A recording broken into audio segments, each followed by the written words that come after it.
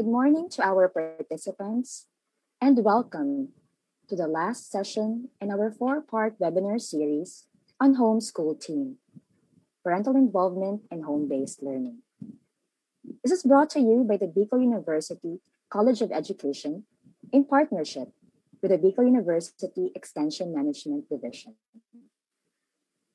I am Maria Sheena A. Haushan, a faculty member of the Management and Professional Education Department of the Bicol University College of Education, Daraga Albay, and I will be your moderator this morning. We will officially start our session with the playing of the Philippine National Anthem, to be followed by an opening prayer.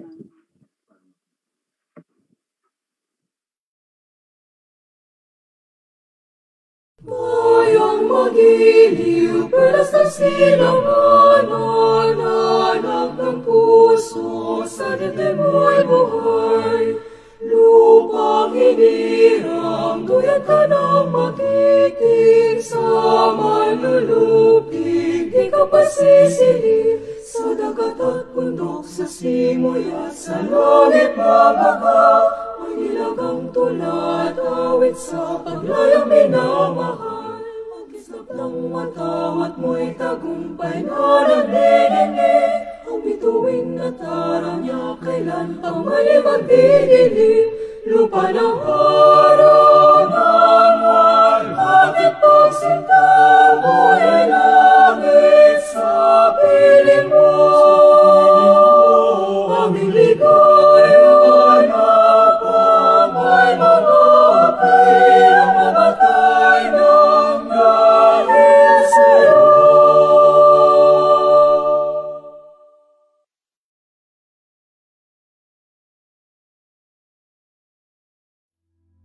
Almighty, ever-living God, the most merciful and compassionate, we thank you for creation and the life you have given us.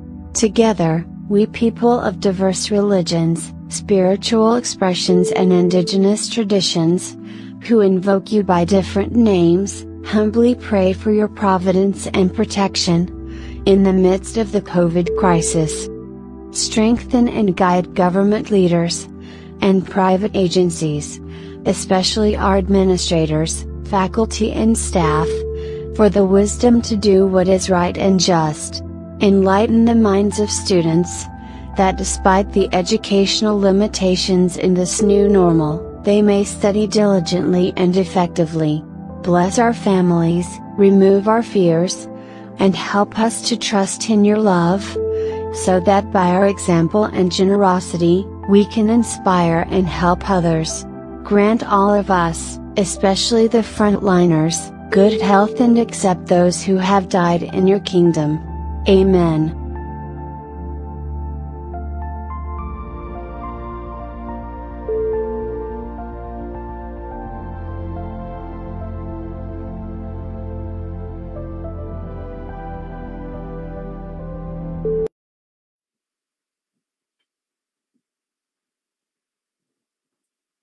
At this point, we shall be hearing a message from the Dean of the Bicol University College of Education.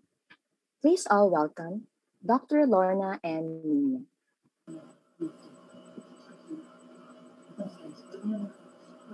To our dear President of Bicol University, Dr.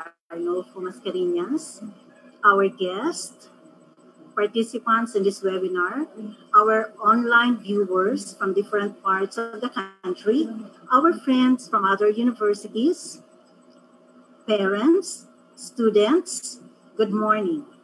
I welcome you to the final episode of our home-based learning. Now, it is almost a year now since most of us, especially the learners, our children, have been confined to our respective homes.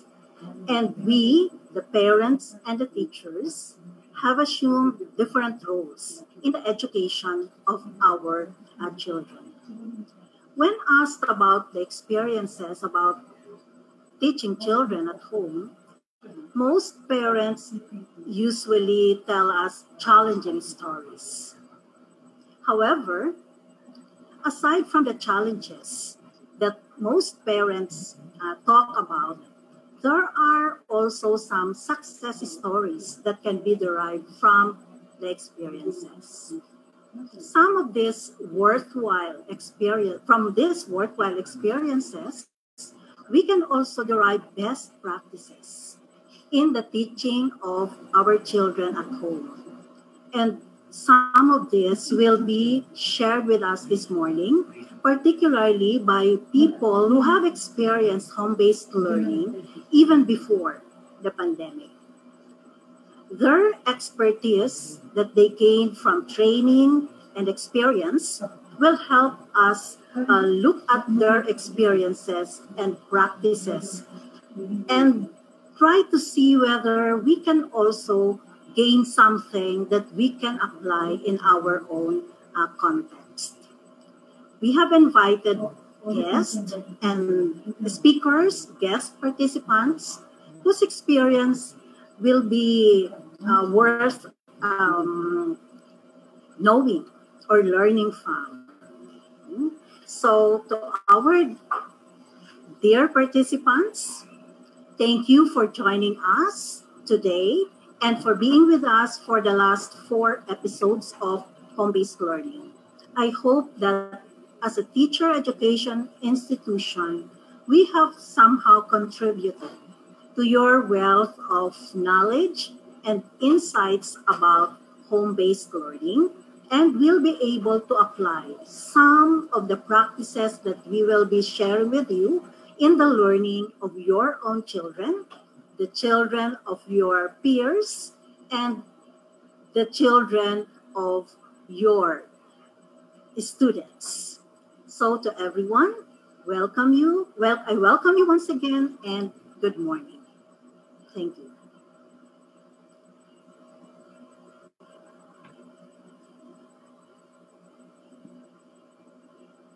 Thank you very much, Dr. Nina, for your message and for your unwavering support.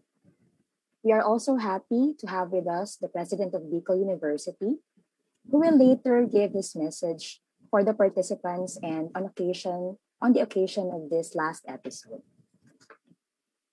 Our last session is on the best practices of parents in home-based learning.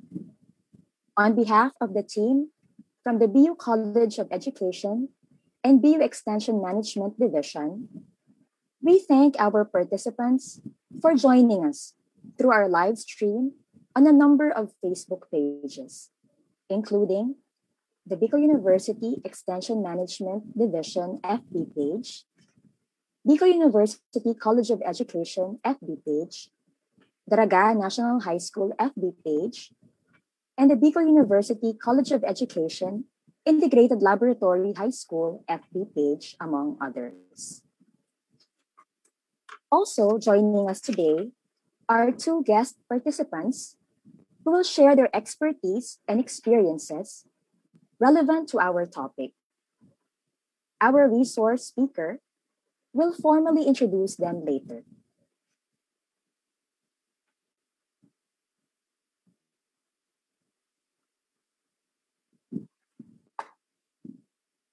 Allow me to remind everyone of the following house rules.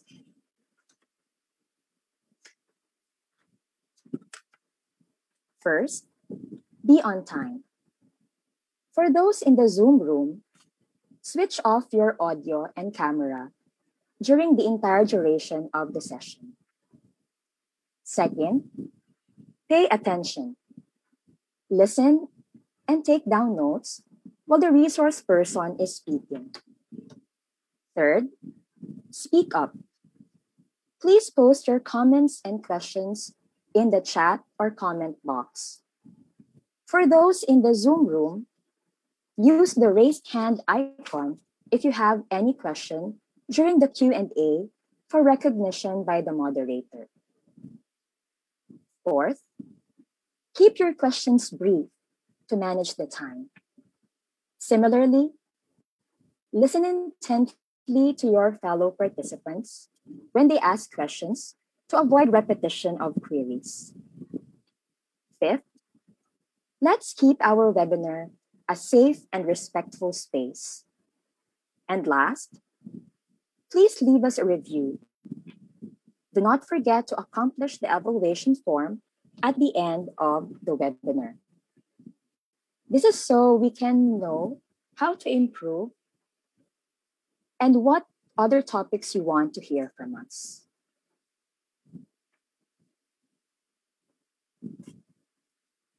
So again, at this point, we are likewise honored to have with us the President of Bicol University to give us his message. Let us all welcome Dr. Arnulfo M. Mascareñas.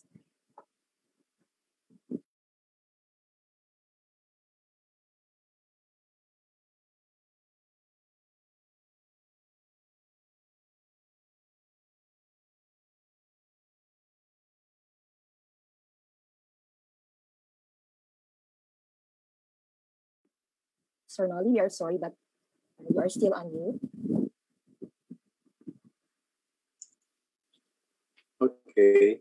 Good morning, sir.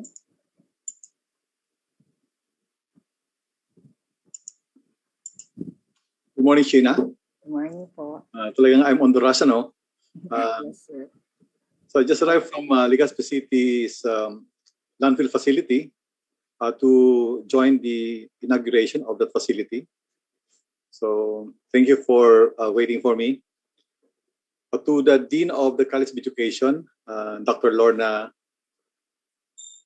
and then to the Associate Dean, the department chairs, to the faculty members of the college, and to all participants to this webinar series. Good morning. First, I'd like to welcome everyone to the fourth and final session of the Home-Based Learning webinar series, which is spearheaded by the College of Education. Today, we're going to put a spotlight on a topic that is rarely covered in education discourse, as we highlight the plight of learners with special education needs in the time of the COVID-19 pandemic. It is imperative to understand that teaching learners with special needs is very different from teaching regular learners. I hope all of you will agree.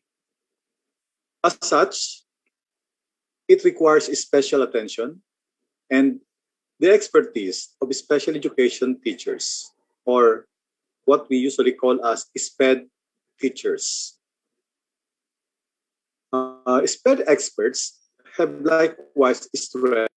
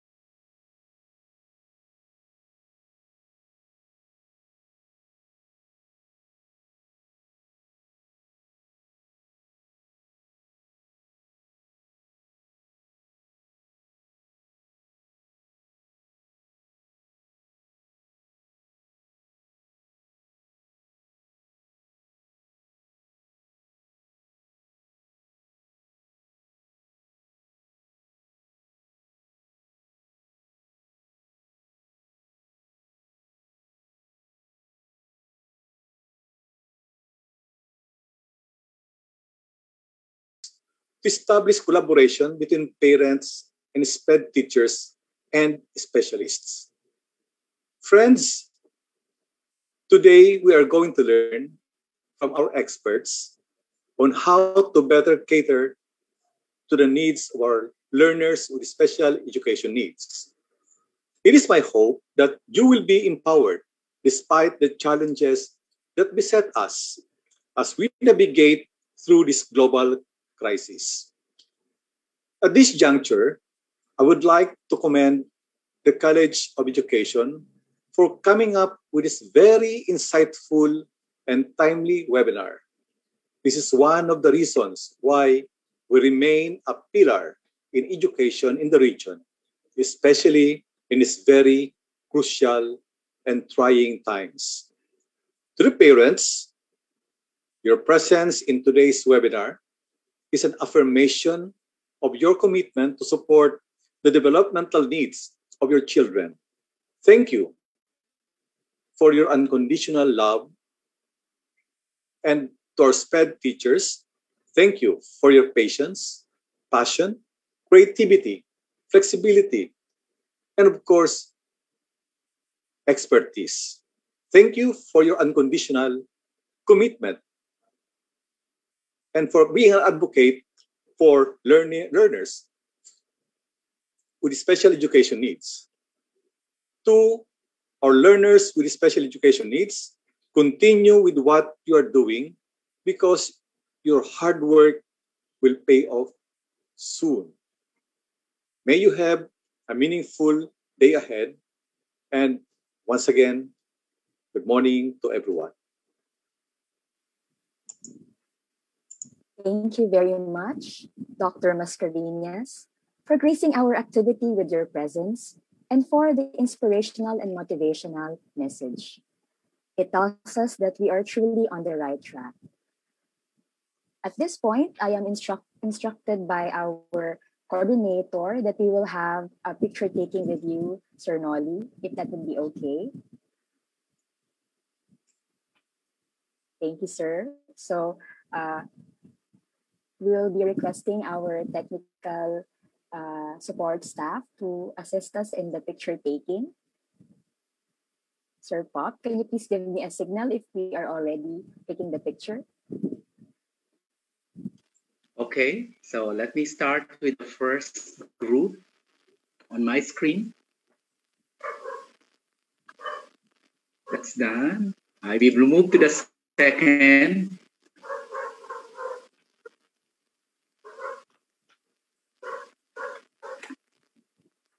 And then, okay, we're done, Ma'am Sheena. Thank you very much, Sir Nolly. Yes, sir. Sheena, I have to leave now because I have to attend another webinar. It's the RDC meeting for research. Yes, sir. We totally understand. So good luck and wish success. Thank you very much, sir, again for the unwavering Lawrence, support. Lawrence, thank you very much. Thank you, sir. Thank you. Okay, see you. Yes, sir. Thank you, sir.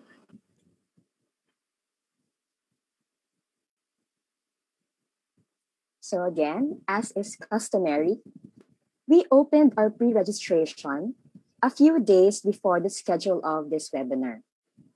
Today, we will again be giving away 100 peso load cards to the first 5 participants who pre-registered. This is courtesy of the BUC Extension Office through our very dynamic Extension Coordinator, Professor Rafael Buenia. Please listen closely as I announce the name of our prepaid load card winners. First, we have John G. Miranda from Daraga National High School, Daraga Albay. Again, that's John G. Miranda from Daraga National High School, Daraga Albay.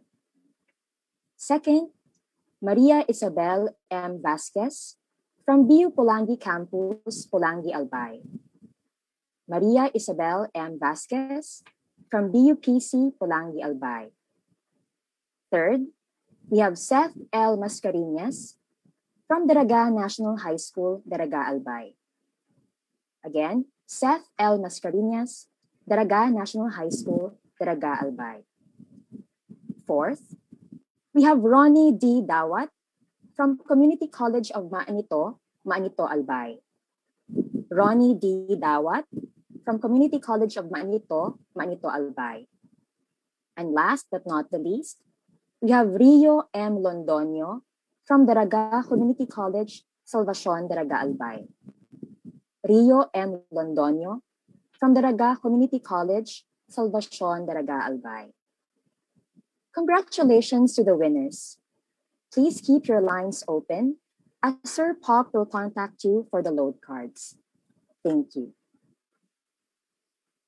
Now, at this point, allow me to introduce our resource person. She is a mother to 2 daughters. Zoe, a lovely 12-year-old girl with autism, currently enrolled in the Rawis Elementary School, Legazpi City Division SPED Center, studying through the modular learning modality.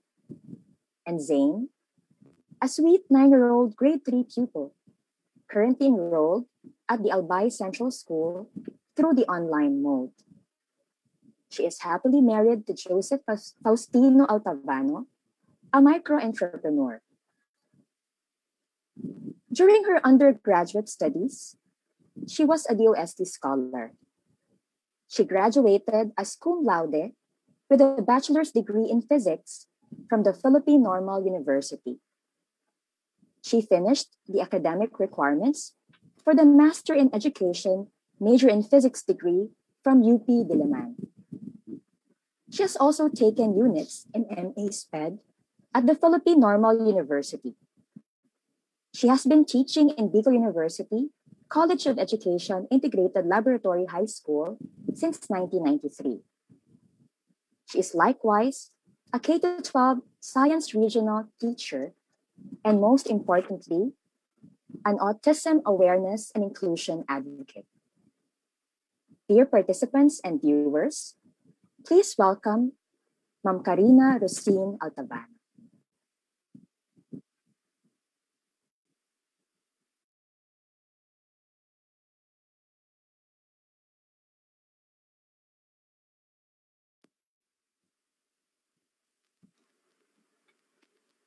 Good morning, fellow parents, dear teachers, guardians, and students. On behalf of the proponents of this webinar series on homeschool theme, parental involvement in the home-based learning in the persons of Professor Ruby R. Briones and Professor Rafael B. Duemia, together with the whole home-based learning team, I welcome you all to the 4th and the last session, which bears the title, The Best Practices of Parents in Home-Based Learning.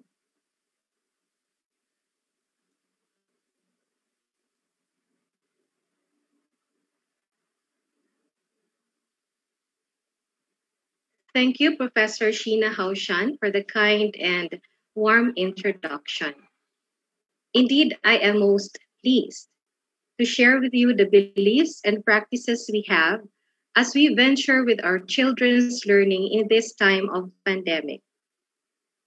What I am going to disclose in this session are extracts of observances we carry out that which I consider as best as far as our home is concerned.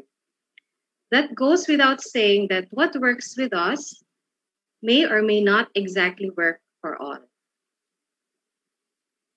During the past 3 topics of this webinar series, we indulged ourselves with the richness of principles, theories, and practical guides as discussed by our previous speakers, Ma'am Ruby, Ma'am Verge, and Sir Richard.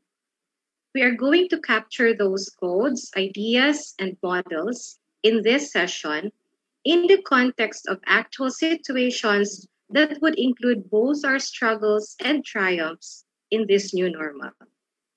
This session intends to share practices that were found effective based on my personal experience, to encourage participants and or viewers to participate in asking questions relevant to the topic, as well as to share their insights, and most importantly, to get affirmation and gain more knowledge as our guest participants enrich our discussion. May this session be a beautiful learning experience for all of us so that we become reassured, motivated, and inspired. First, allow me to refresh all of us about what parenting entails. As parents, we have the responsibility of providing our children with basic care, emotional warmth, stimulation, and stability, ensuring their safety, and setting guidelines and boundaries for as long as they are under our care. This may seem very simple, but we all know that parenting is quite a tough task. When we became parents, we were empty-handed. Experience made us learn along the way. Not everything is in the books, and the diversity of families makes us come up with our unique set of standards when it comes to our own families. Add to that the present situation that we are all in. Nevertheless, we learn from others' experiences, which provide us with more options in our pursuit for better parenting skills suited to our kids. The practices that I am going to share with you work for our family, or so I believe. The psychology and science behind them, however, are beyond my knowledge. And so, joining our session for today are guest participants who are experts in their respective fields. Their ideas and their experience will definitely enrich our discussion. At this juncture, I will introduce to you our invited guest participants. We are privileged to have with us this morning a licensed occupational therapist, both in the Philippines and the US. She finished her bachelor's degree in occupational therapy from the Emilio Aguinaldo College, or EAC, in Manila, her certificate in special education from the Divine Word College of Legazpi, and recently got her diploma in preschool education from Bicol University. She owns the Sunbeam Therapy and Tutorial Center in Bugtong, Legazpi City, where I witnessed her passion and advocacy in SPED. Friends, let us welcome Teacher Pet Jacinto Reblora. Teacher Pet, would you like to greet our viewers and participants? Yes, good morning, everybody. Thank you for inviting me for this webinar. Thank you, Teacher Pet, and thank you for being with us this morning. Welcome. Also with us this morning is one of Bicol University's pride from then until now. She was my high school classmate in Bicol University High School, finished her bachelor's degree in education at the Bicol University College of Education, and now she is the Transition Planning Coordinator, Association of Persons with Special Needs, Katong School in Singapore. All the way from Singapore, we are so blessed to have with us the first ever Mutya ng Ibalo, Miss Sara De Castro Sacro. Sai? Hello, everyone. Good morning. Hello, Madam Beautiful. Thank you for being with us today despite the distance. Yes. Okay. It's a pleasure to be with all of you this morning, Karen. Yes, welcome home. Salamat for the invitation. It's an honor. Yes, we are also honored. And we are honored to have both of you, Teacher Pet and Mom Sai, to be with us in this session. Thank you so much for accepting our invitation, considering your busy schedules and your equally important concerns. Okay. So this pandemic is a new and unwelcome experience for all of us. I remember that last Friday of work when I attended a meeting at the Department of Education regarding the national standardized test that was recently conducted then, and those that will be conducted in the week or weeks to come. And then suddenly we were locked down. We may have had the notion that community quarantine was going to happen, but not its abruptness and the vastness of its execution. In a way, we were caught unprepared. Hence, everything that transpired for about a year now was a learning experience for all of us. Even in the confines of our abodes, we have gained new concepts and discovered new skills. We also got to know the members of our households better. Even so, parenting in the new normal remained challenging, if not became more demanding, especially when school year 2020 to 2021 started. Allow me to share with you then my stories of struggles and successes with this presentation that I summarized with the abbreviation Learn at Home. L. In everything, infuse love. We have two daughters, as mentioned by Mom Shins a while ago. One is 9-year-old, a regular school kid, grade 3 pupil of Albay Central School, and she is currently enrolled in an online class. Our eldest is 12 years old, a learner with special educational needs because of her autism, and she is enrolled in a modular class at Rawis Elementary School, Legazpi City Division SPED Center. From the very start of this new normal, even before classes commenced, we were already apprehensive because we knew how chaotic things will be. We were concerned with the likelihood of facing hectic schedule upon the opening of classes, since I am also working as a teacher and my husband has to keep the small family business operating. What has kept us going all this time is acceptance of the situation, respect of each other's varied personalities, and love, love, and love. You see, we need to accept our frailties as parents, but at the same time, acknowledge the special task we have at hand. In tough times like this, things become complicated in a family when a member has special needs. It helps to have a cheerful disposition and profound affection and empathy. There is this beautiful composition from an unknown author that serves as a guide to us whenever we feel dismayed. And may I share this with you? The child yet unborn spoke with the father. Lord, how will I survive in the world? I will not be like other children. My walk may be slower, my speech hard to understand. I may look different. What will become of me? The Lord replied to the child, my precious one, have no fear. I will give you exceptional parents. They will love you because you're special, not in spite of it. Though your path through life may be difficult, your reward will be great. You have been blessed with a special ability to love, and those whose lives you touch will be blessed because you're special. The love we have for each other as a couple and for our children allow us to embrace positivity in the midst of the health crisis. At this point, let us hear from Teacher Pet on her notion on how a parent's perspective contributes to, as the family face the challenges of home-based learning in the midst of the pandemic. Hello, good morning. Teacher Pet. Yes, good morning. Good morning.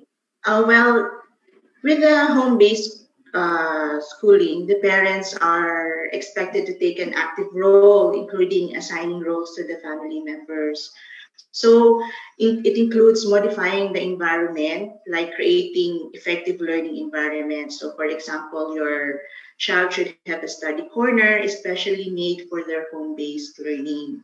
So the parents are obliged then to have structured activities at home or organize a daily schedule of activities for your child from the time he wakes up until he goes to bed at night. So in relation to the family with special child who may also have home-based school learning or home program, usually a concerned parent recognizes the importance of family members, especially the siblings. Okay, so in rendering intervention for their special brother or sister. So the parent involves each member or sibling in a particular task. For example, playing with a special brother or sister, tutoring him or her, teaching him specific chores. So kailangan meron coordination and effort of all family members in the best interest of the special brother or sister. So the parents and family member need also to commit their time, effort, material resources, and most especially unconditional love in caring for their special child today and in the future. So it's more on parang kailangan yung may family involvement this time. Okay, so very important yung mga roles na yan binibigay to each family members. Yes, Teacher Pet. Thank you for that.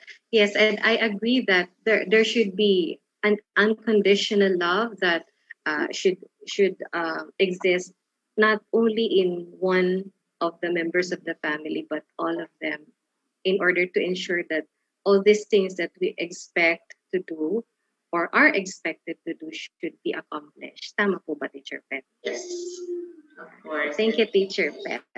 Thank you. So we go now to the next.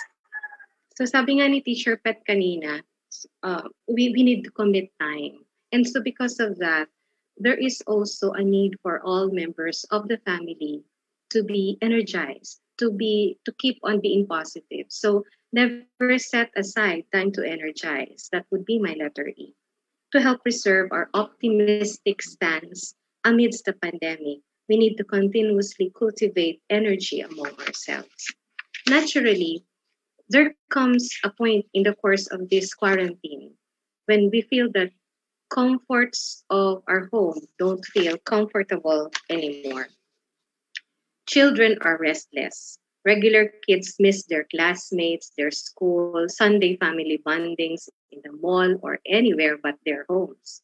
For practical reasons, we also transferred our youngest to a public school. This made her literally sad, but we made her understand that there is a different situation happening in the world and that certain decisions should be made so that we can handle things better as a family. We let her see what's happening in the locality and around the world and show her through example that we take this pandemic seriously. In short, we share to her our plans without shutting her ideas and emotions. Our 9-year-old now perceives COVID-19 as a serious threat, and she knows the fact that we need to keep ourselves safe. It is a different matter when it comes to our eldest. Zoe loves going out on Sundays. We actually don't know how, but she is aware of the passing of each day, and she knows when it is her favorite Sunday. There were instances during the pandemic when she demanded, "It's Sunday, let's go to church, go to the mall, go to the playground." Sometimes she would demand, saying, "Let's go to the water park." And it was not that easy to make her understand why we cannot. During those times, her demands would turn into not only her tantrums, but to a family meltdown. So, even if my husband and I was trying to be positive, our children needed to be energized as well. How did we get through this? Okay. We energized the physical, mental, and spiritual beings of each member of the family. For Zane, our youngest, the birth of 4 puppies a few weeks before the lockdown was her source of joy, which also helped her develop a sense of responsibility. We also bought board games to alleviate her boredom. For Zoe, preparing nutritious foods in all its forms became a natural practice. Zoe, who loves food, found it uplifting whenever I get busy in the kitchen. For her, happiness and satisfaction is fullness of the stomach.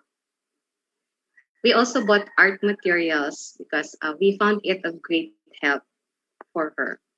In both cases, time is a very important element for us parents. You see, our children could not play games on their own. It has to be with us for them to enjoy. And working in the kitchen requires a lot of time.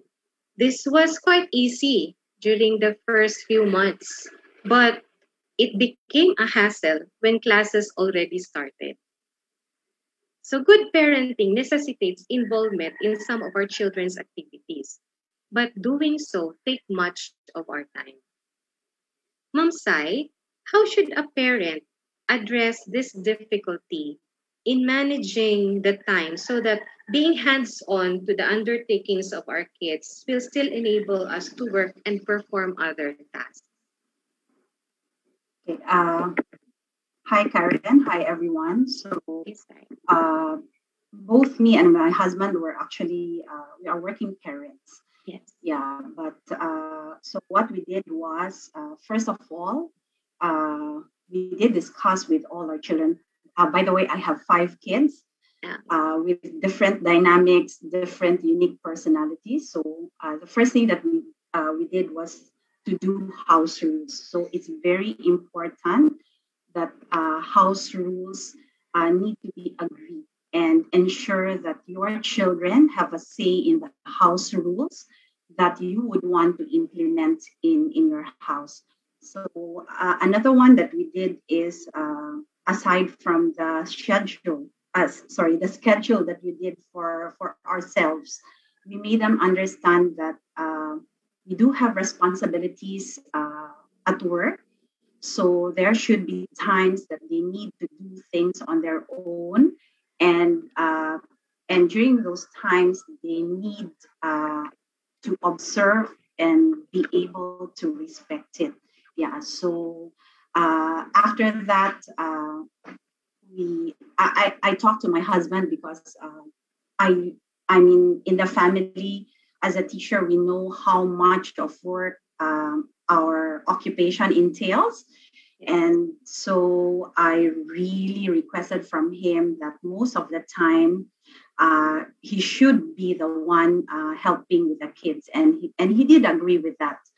Okay, then the next one is when we were trying to build on the schedules, uh, we asked our children. I don't have a child with special needs, but I do teach children with special needs. So this is what I taught my parents. I taught them how to simplify the schedule. So first, simplify the schedules so that the child will be able to interact with it. That's the most important thing because schedules in the end will ensure independence and will help with predictability. Second one, the need to teach it. So simplify the language that you're using in terms of making your schedule. Ensure that everybody understands. So if I am to do a schedule for my child, all the rest of the family should be able to do it. So second one, I need to model. Third, so when you do your modeling, again, as much as possible, try to make it errorless. So meaning to say, do it right the first time that you are doing this schedule or you are doing something with your child. The third one is lead. So continue, make it consistent. It's quite difficult to ensure fidelity, but always try as much as possible to stick with a timetable. Then the third one is test whether your child is able to do it independently. So the true test is when your child is already interacting with the schedule, he knows what exactly are the things to be done. So another thing that we did was what do you call this? We built on routines when we were organizing times. So it was like a school hours for all our children, for all of our children. So they know exactly what they need to do in the morning, and we ensure that the mode is really school mode. So they have to bathe, they have to go through the routines, just like what when they are going to school. And then we ask them to dress up. So they have not to be in school uniform, but something that they are comfortable with, and would change their mindset, because if you let them wear house clothes, it's a little bit different. So Yes. yeah, so even myself during that time, I would try to make up myself just to motivate me to work. Yeah. That's true. Okay. Karen. Thank you, Sai, for those insights.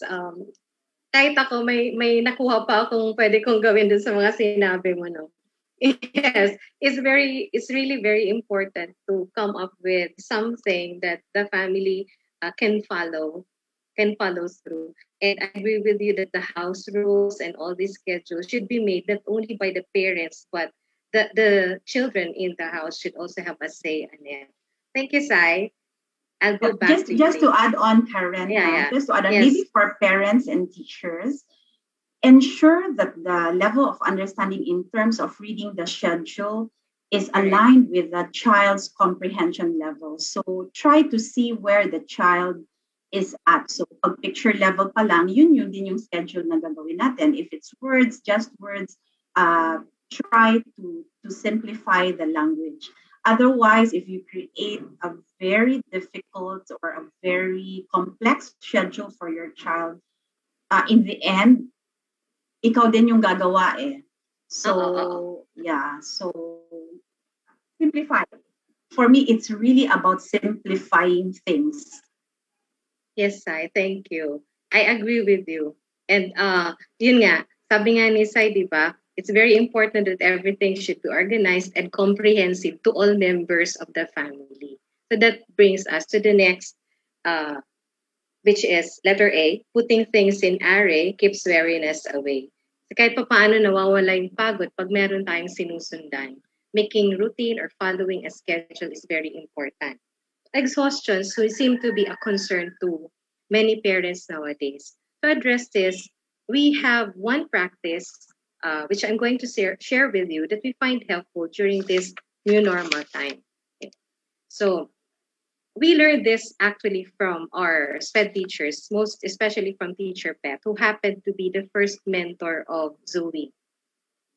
Scheduling and establishing routines are things that parents with children in the autism spectrum know about.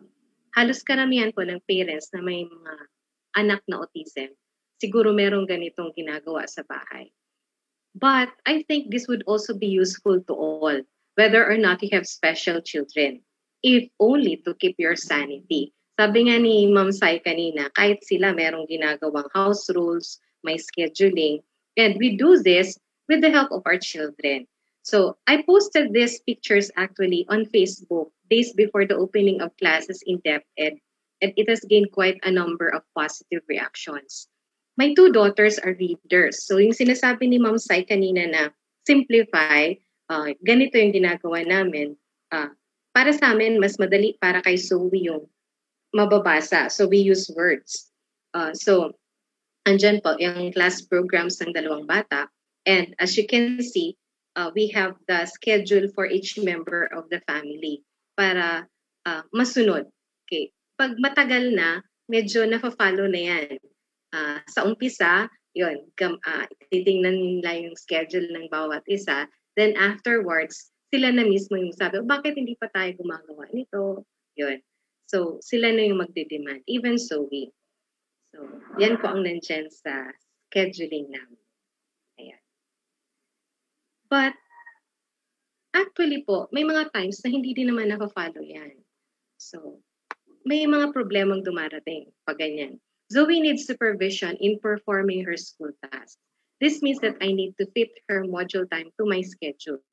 Although the routine set by the schedule we made helps, there are times when following it is not possible. This isn't good when it comes to Zoe because in order to establish routine, a regular time for a particular activity must be followed. Sometimes things get in the way, like our livelihood or our work which are essential, or else we will starve. So somehow, the momentum to answer the modules die down. This is quite frustrating, especially to the kid and also to us parents. In the case of our youngest daughter's online classes, although she can work on her own, I or my husband need to be near her during her virtual classes. Usually, she would seek for help when there is a need to translate a Bicol or Filipino term into English. Multitasking is so real and brain-wrecking, my dear friends. Imagine when you are in a Zoom or virtual meeting and then at the same time you are addressing concerns of your students online, then suddenly she would just blurt out or ask you, Mama, lawa is a body of water when it should mean spider. Bakit ganun, Mama? Yung lawa. Kasi mga forms of land and water, ganun. Or to give the meaning of a Bicol idiomatic expression. Mama, anong ibig sabihin ng kaputan mo ang dila mo? So sometimes when you are thinking too much, you would just give her back a blank stare. Natutulala ka na lang. It becomes expected, I guess, that when frustrations lead to agitation and anger, sometimes we do things that we regret afterwards. So may I ask Teacher Pet, how are children affected when we parents cannot control our emotions? And how should we make up for it? Okay. Usually, parents find themselves in a situation wherein their child is misbehaving, and the parents have to handle it somehow. So, kailangan you know how to handle that kind of situation. But it depends on how the parent shows their emotion towards their child. So, you might get angry, you get frustrated, or sometimes they use physical punishment. So sometimes yung physical punishment such as pagpalo or pag-spanking has drawbacks. So the punishment teaches fear. So halimbawa pag pinanish by the teacher, they may come in fear, they come to fear with the teacher, or they may try to avoid going to school. Yes. So it causes children to become more aggressive, okay, and then prone to antisocial behavior or delinquency. So if they see their parents resort to spanking when they get angry or frustrated, so in turn, they may act out this behavior when the child become angry or frustrated. So for example, yung bata when they, because you spank or you pinalo mo yung bata when you are angry with her for her misbehavior, so the child might start hitting other friends when they, for example, when they don't share your toys. So as always, you have to go back and then address the behavior later when things are calmer. So pag halimbawa na andun na, nangyari na yung nagalit ka. Na. So you have to give yourself grace and go talk to your child and explain why you did this to her. So the parents should model what self-regulation or empathy is. So it takes parang self-analysis. Okay, you have the parents take a deep breath and think of what the consequences will be if you display that kind of emotion when you cannot control it, when you get frustrated. When you get mad.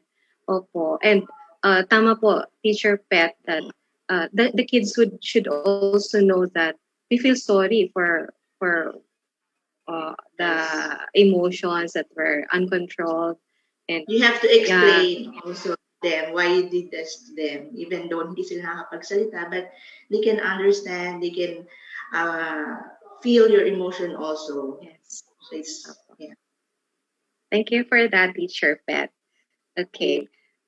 So, importante talaga na open ang communication natin sa mga bata, kahit na dun sa mga non-verbal. Kasi kailangang makita din nila yung, maintindihan nila kung ano yung mga nangyayari. Kahit sabi nga ni Teacher Pet, kahit hindi sila makapagsalita, they also have their emotions. And they learn by modeling. Sa atin din matututo yan. Halimbawa, mag-sorry. Sa atin din naman matututo yan. So let's move on to the next. Okay. Letter R. Set roles for each one to perform. We should know the makeup of each member of the family in order for this to be effective. In our case, my partnership with my husband always makes things easier and doable. I may be the teacher, but we share the responsibility of guiding our kids with their schoolwork. Our children also know whom to ask help from depending on the subject area of concern. Halimbawa, pagdating sa arts, hands-off ako. My husband takes the role of being our child's aid from buying the needed materials, setting up the workplace, and documenting the whole process. We also invoke the help of the knowledgeable others when necessary. As far as our family is concerned, the knowledgeable others for our two children include our children's lola, titos and titas, cousins, and fellow parents and friends. Whenever their mother is around, she involves herself in teaching the kids. This is so helpful for everyone. The girls are given the chance to develop their social skills. Lola, on the other hand, finds her self-worth in the process, which is so important for our elderlies. And we are in one way or another given a time off. Other than that, okay, teaching our daughters important life skills like washing the dishes is also important. So our children take on part of the responsibility of making our home safe and livable. Both our girls love helping in the kitchen. Simple tasks lang po, like preparing the malunggay, washing the dishes, mixing certain ingredients, setting the table. Those are just some of those given to them. This way, our burden of work is lightened and the kids learn as well. Also, when we seek for support, they come. We face the fact that raising a child with autism is not going to be smooth sailing. Our advocacy of raising awareness about the disability is one way for us to help build a community where children like Zoe will be accepted and appreciated. And we started this acceptance at home. So siblings who may be younger than our special children play a vital role in our mission as their parents. During this pandemic, Zane, our youngest, is our biggest source of help when it comes to attending to the needs of her Ate Zoe. She plays the role of Ate's knowledgeable other in her school tasks. So nakatulong po ng maigi si Zane at nakuha niya na yun bilang parang role niya din yun na maging knowledgeable other para kay Zoe. Ma'am Sai, I guess you have mentioned this a while ago, but perhaps you can emphasize on this based on your experience and in the context of this home-based modality of learning. Is it essential that roles are set to each member of the family or household? Karen. Yeah, it is very important that there is clarity in the roles and responsibilities in every family members. Because remember, we have different dynamics. Yes. And everyone is unique. So I think the first, for us, we became more self-aware of our needs. And I would always tell my children of my challenges. And I think it is always good. I mean, if you have kids who are in the mainstream, it is easier for them to understand and be more aware of your needs. But for children with autism, it may be a little bit difficult. So the need to communicate also how you feel and when mommy is unable to help or daddy is unable to help should also be told to them. Yeah. So, but again, make it very simple and like what I have been emphasizing, ensure that there is always a time for everybody. So Usually in the family, they know who to go to when they need help, when I am unable to do so. Okay, another one is what do you call this? Aside from the clarity of roles, try also to be a little bit flexible. Yes. Yeah, yes. It's already difficult, so don't make life more difficult. Yeah. So if things are not done to what you expect them to be, that's fine. And yes, and accept that, you know, we are human beings. We are capable of making mistakes. But I think what's more important is at the end of the day, you try to reflect and try to work on those mistakes that you have done, and try to explain why you have done certain things. If not, just let it be. But Yes. if it's beyond our control, it's really beyond Yeah. our control. That's correct. Yes, Ma'am Sai. Opo. It's really very important to communicate with the kids. Just for example, right now I'm online. Andito ako. Maliit lang ang bahay namin. Andun sila nakakulong sa kwarto para hindi makadisturbo. And sila na yun sa kanila because we have oriented them beforehand since last week, si Zoe, na, uy, pag Thursday, March 4, dapat ganito tayo itong gagawin. And I'm quite lucky and blessed because my husband is very supportive.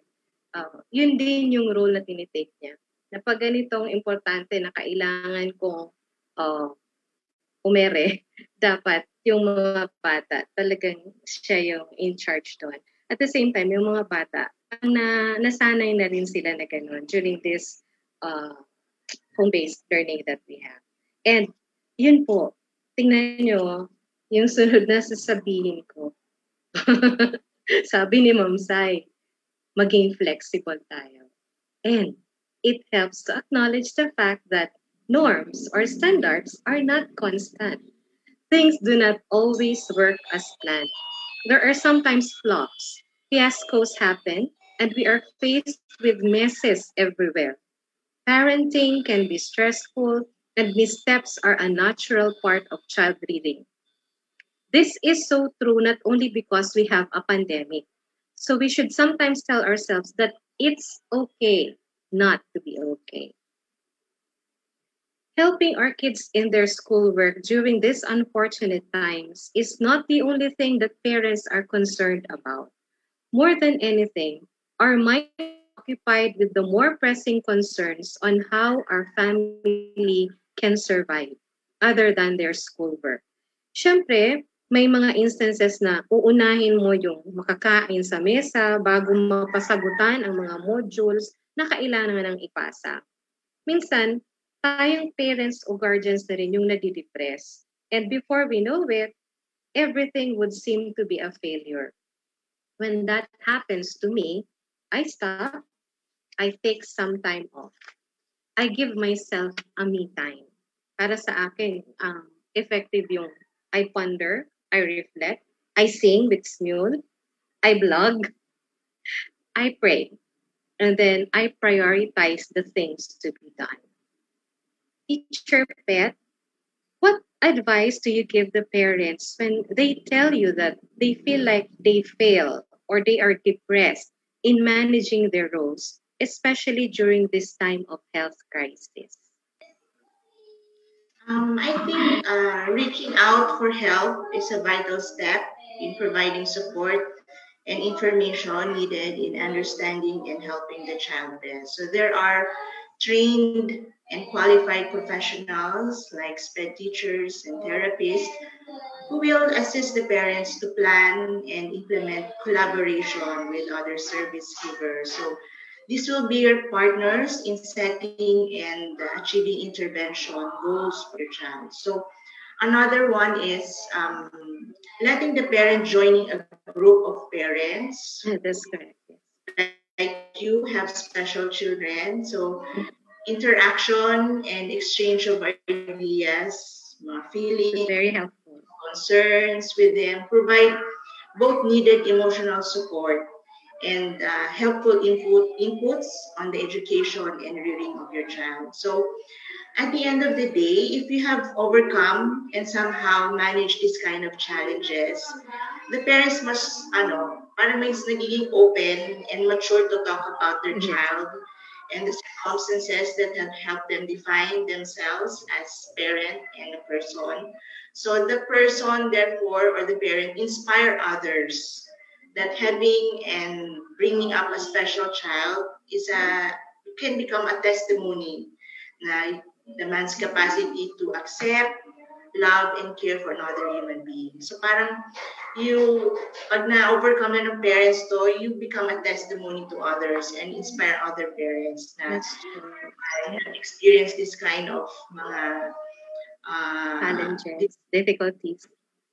So parang, you become more mature and acceptance to reality. And you become an advocate for these children. You become a real voice for these children. Yes. Thank you, Teacher Pat, for that. So it's important that we keep ourselves healthy, not only physically, but mentally, emotionally, and spiritually. So that leads us to the next H, develop health consciousness. So aside from those mentioned about our mental health and how we cope up with the stress and difficulties that we face amidst the pandemic, it is in our intent of balancing everything, sometimes we forget the threat in our midst. It is important that all members of the family are well and healthy to keep us happy. And I'm talking about the physical health here. So, where else is the best venue for our children to learn about health but in the home? Once, my brother treated the kids and we went out. Since Zoe isn't used to wear mask, we knew it would be challenging. So a day before going out, we oriented her already by showing the things that we are going to bring along. That includes the masks, face shields, alcohol, etc. Even if she seems not to listen, we still told her about how important it is to wear or use them. Nung nasa labas na kami, well, since di nga siya sanay, paulit-ulit niyang tinatanggal yung face mask niya. So pag ganyan, wala namang ibang paraan or pwedeng gawin, kundi ibinabalik sa kanya, sabay sabi na di niya dapat tanggalin yun. Patience works. They get used to something we firmly ask them to do. At this point, may we hear from Ma'am Sai. Singapore has face-to-face or in-person classes amidst the pandemic. We know how disciplined the country Singapore is. Perhaps we could learn more tips on how they impose discipline among the children. Ma'am Sai, how are the kids made to follow the proper health protocols? And what are the tips that you can give as parents in making our special children observe them? Yeah, so usually it's where itong pagsusuot ng mask, it is a new thing and it can be difficult for students with special needs. Yeah, so what we did was we created a lot of social narratives for them. The importance of wearing mask, why do we need to wear it, how should you wear it, when and where are you supposed to wear it. So we did it several times with them. We have to send copies to parents. We have to practice with the children. And dito naman sa Singapore, Karen, students with special needs are actually not required to wear masks. Okay. Although they are encouraged, and you would be surprised once they are trained. They are the ones actually who will really follow through. Yes. So, yeah, another thing that we did is create it in a, how do I say it? Do it in a more creative way. So we started with them just putting on mask on their eyes. Then we started it on the mouth, and after that we we created masks for them. So you can, as a family, you can do it as a bonding activity. Draw masks, create their own masks, and start with something that is easy for them to do. You can always search for things on how to do it. So another thing that we did, those students with issues, so especially with sensory issues, I think Teacher Pet knows about it, that especially students with autism, they may sometimes be tactile defensive, so they wouldn't want certain textures on their faces. Yeah, so we are quite lucky here to have allied professionals. So we have OTs and SLTs, so the occupational therapists and speech and language therapists to help them through this process.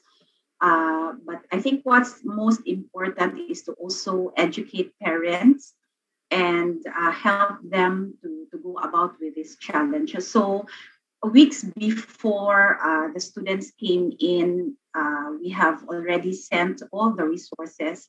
Yeah, so another thing that we are quite lucky is we are provided with really good resources from the government.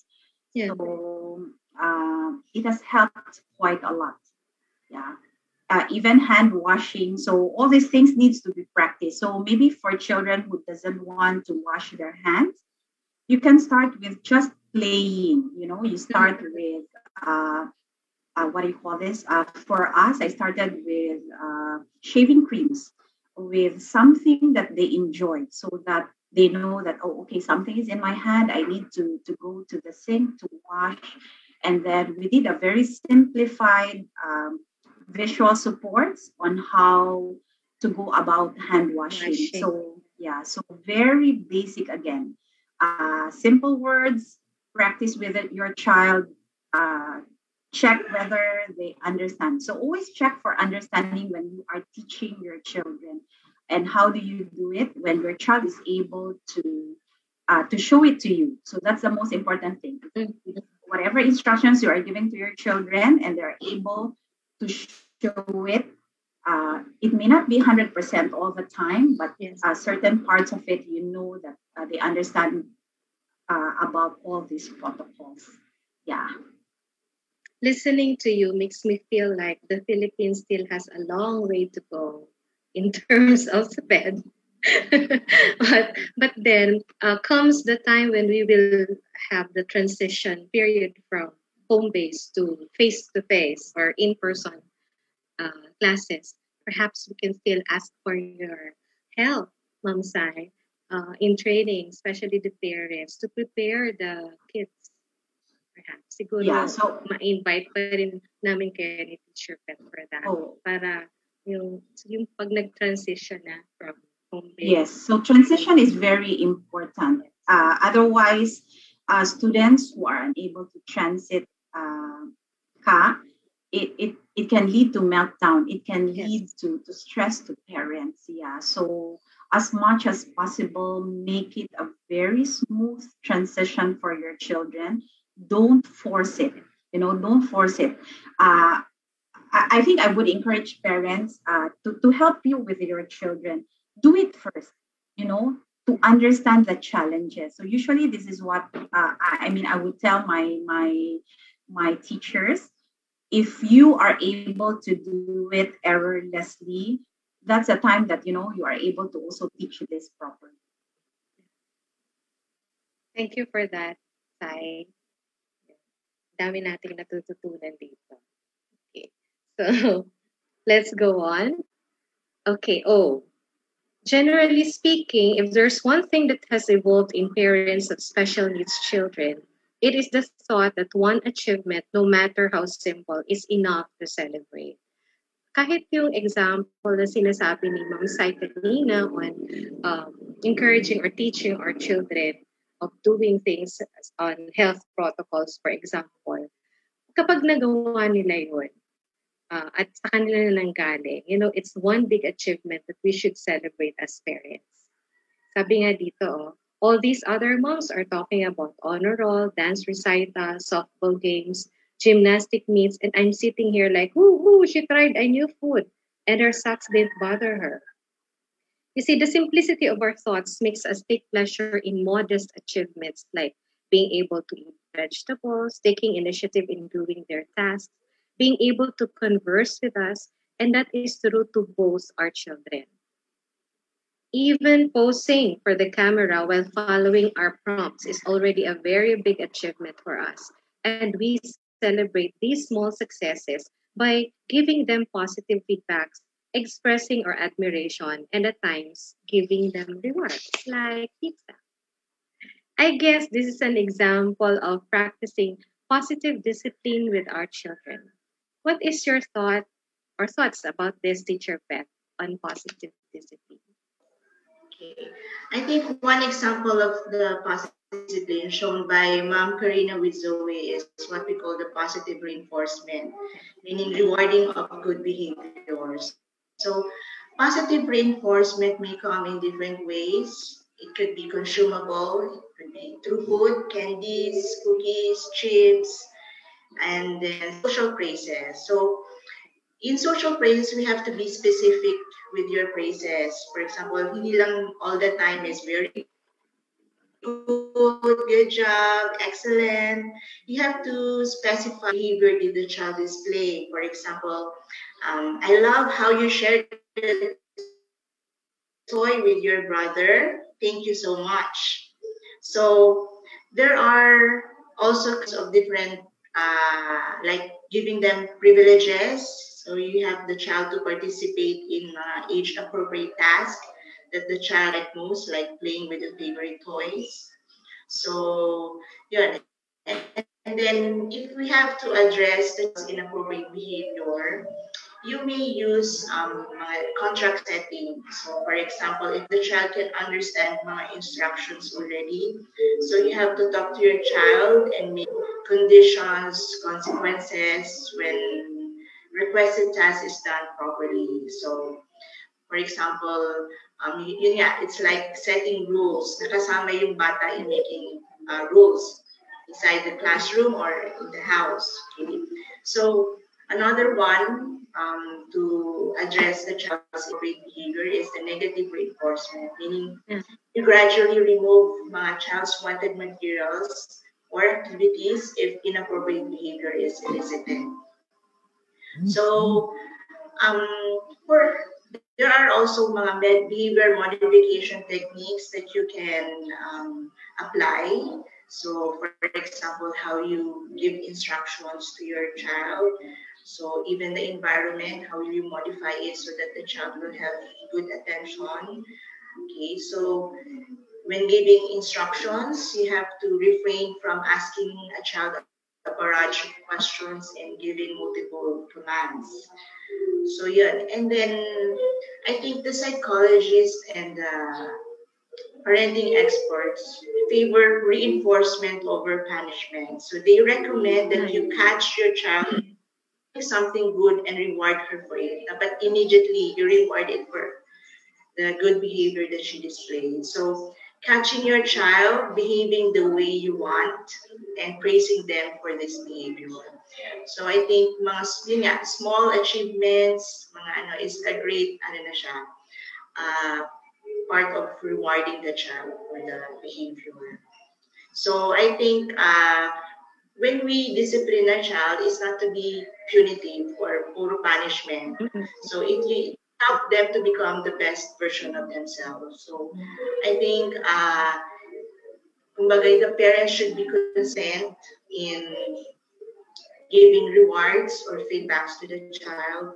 So kailangan maging consistent kung halimbawa sa bahay, kung si daddy at si mommy hindi pwede, consistent din dapat sa family members. So yun. Ayun. Okay, so the more apt term to use would be positive or negative reinforcement, and they should come as depending on the situation, Teacher Beth. Thank you for your inputs. Okay, so the next one would be letter M, incessantly motivate and inspire. I am going to share with you some ways of motivating our kids so as to keep their momentum on learning. Okay. Gadgets are vital in this information age. We cannot deprive them of using something that is already essential nowadays. Management of it or of its use is the matter of concern. So, during their gadget time, we inspire them to maximize its use, especially on providing them learning. For example, when Zane tells me something she reads about from a source, like out of nowhere, she will blurt out something like, "Mama, do you know that Signet is a baby swan? I learned it from Google." I show her I appreciate her resourcefulness and make the topic a springboard for a learning discussion between us. So I don't just let it pass.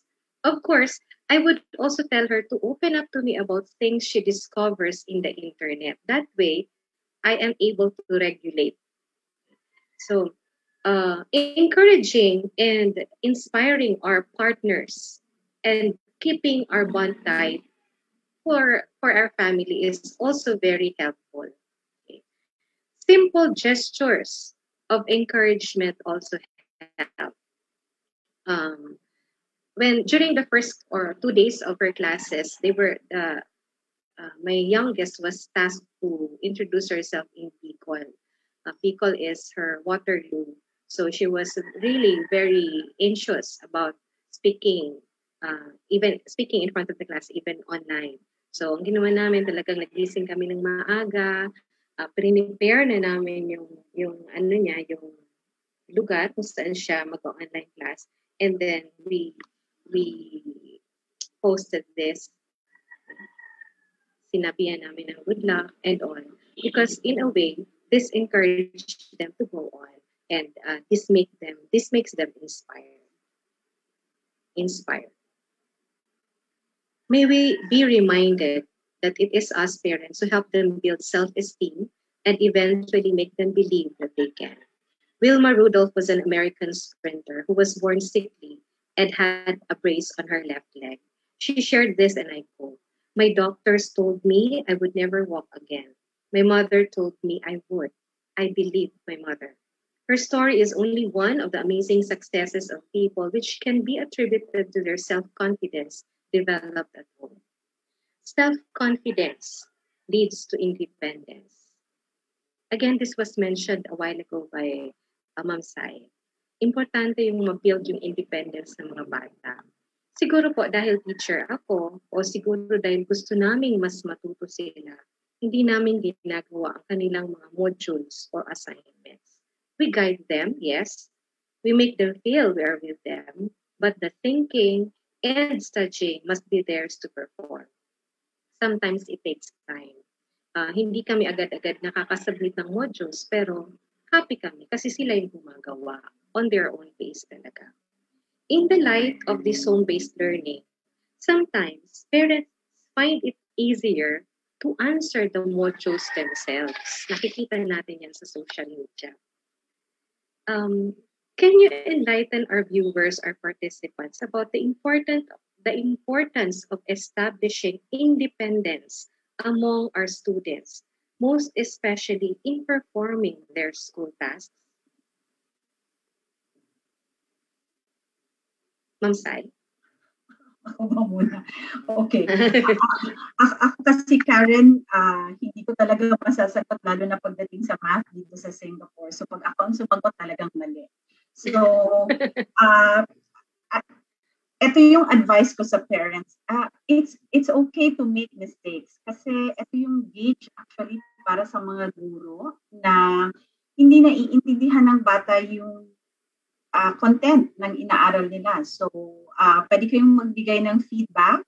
Huwag mahihiyang magtanong. Ako, I would really tell my children's parents, I don't know how to go about it, especially when it comes to models and doing their homework in maths and sciences. So I would always communicate with my child's teachers but do it in a very respectful way. So usually what I would do, I would ask them whether they have time for me. Second, I would ask them on tips on how to go about it. And thirdly, I am very honest with them. I would tell them, okay, I don't know how to help my child. Can you send us more strategies for him to be able to do it independently? So ako, bilang magulang, bilang guro, although I have expectations for my children and for my students, I also would like to see very realistic expectations. So don't compare what your child can do with all the rest. Remember, our children are unique, they have their strengths. And I think most importantly at this time of pandemic, find strength in your child, not in the needs. Kasi pag ang nakikita mo ay, if you see strengths, you become more aspirational, you become more positive in your language, you become more positive in your actions, in your behaviors, and this lead to better things, better relationship. Yeah. Yes, Monsai. Teacher Pet? Okay, so I think one way to establish independence among children is allowing the child to choose activities or giving them choices. So pag may freedom siya na makapag-choose kung ano yung gusto niya, it will foster self-reliance. Okay, so yung importance naman ng independence is yung it increases the chances na maging creative and intellectually creative yung mga bata. So they have motivation and confidence if you will be able to develop confidence, independence among children. But in relation to children with special needs, I think the parents have a great responsibility to ensure that the child is equipped with the functional and helpful knowledge, skills, mga competencies not only needed now but also in the future. So para maging less dependent or reliant on others for help. As the child grows along the way, the parents are still there to guide the child to be independent in some tasks that they need to perform. So for example, in their self-care, okay, with their academics. So, andun pa rin yung natin, yung mga as parents to be their guide along the way. So we are just there to be their guide, and at the same time siguro, if I may add, yung pagiging open natin sa situation, dapat nakikita din natin kasi nga para makita natin because it's through their independence that we are able to see where their strengths are. Diba, Ma'am Sai and Teacher Pet? Yes. So it's really very important that we allow them to work on something on their own. Andun tayo as guide, but still, andun dapat makikita natin yung independence nila or self-reliance nila. And if I may go back to what Ma'am Sai said a while ago, it would help if we have established connections and cultivated relationships with not only the teachers, but also the parents, our fellow parents. So actually, my messenger is full of group chats.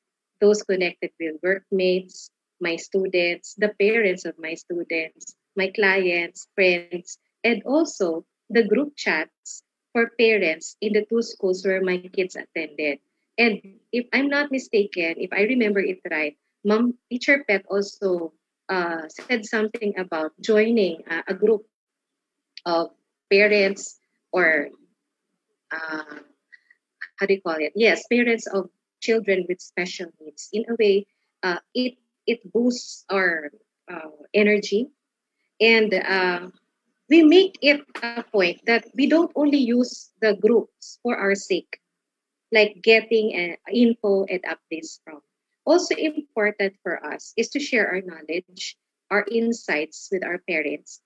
Extending help and empathizing with one another keeps us together despite the physical distance.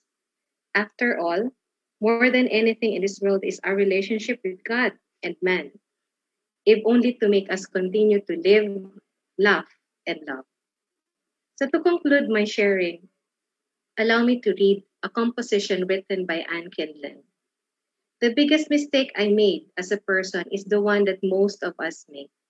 I did not live in the moment enough. This is particularly clear now that the moment is gone, captured only in photographs. There is one picture of my three children sitting in the grass on a quilt in the shadow of the swing set on a summer day, ages 6, 4, and 1. And I wish I could remember what we ate and what we talked about, and how they sounded, and how they looked when they slept that night. I wish I had not been in such a hurry to get on to the next thing: dinner, bath, book, bed. I wish I had treasured the doing a little more and the getting it done a little less. With that, may I ask our guest participants to give their short messages before we go to the open forum? Ma'am Sai?